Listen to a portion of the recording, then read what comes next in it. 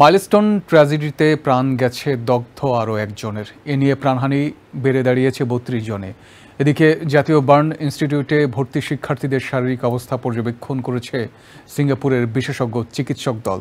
বুধবার সন্ধ্যায় সংবাদ সম্মেলনে বার্ন ইনস্টিটিউটের পরিচালক নাসির উদ্দিন জানিয়েছেন, হাসপাতালে চিকিৎসাধীন ৪৪ জনের মধ্যে ৮ জনের অবস্থা আশঙ্কাজনক। সিঙ্গাপুরের চিকিৎসকদের সাথে পরামর্শ করে রোগীদের ৩ ক্যাটাগরিতে ভাগ করে চিকিৎসা সেবা দেয়া হচ্ছে। মাইলস্টোন স্কুল অ্যান্ড কলেজে যুদ্ধবিমান বিধ্বস্তের ঘটনায় আহতদের চিকিৎসায় মঙ্গলবার রাতে ঢাকা এসেছে সিঙ্গাপুরের একটি বিশেষজ্ঞ দল। বুধবার সকালে জাতীয় বার্ন ও প্লাস্টিক সার্জারি ইনস্টিটিউট পরিদর্শনে যান তারা।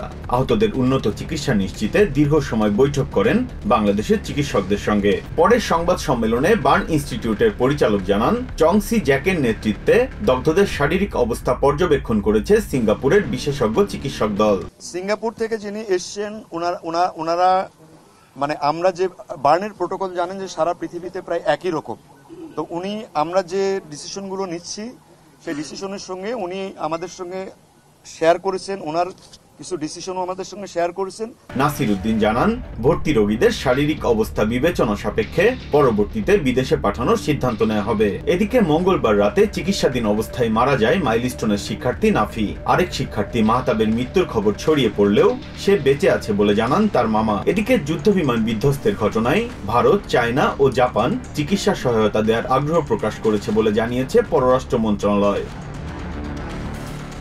Biprajit Chanda, TVN 24 news desk.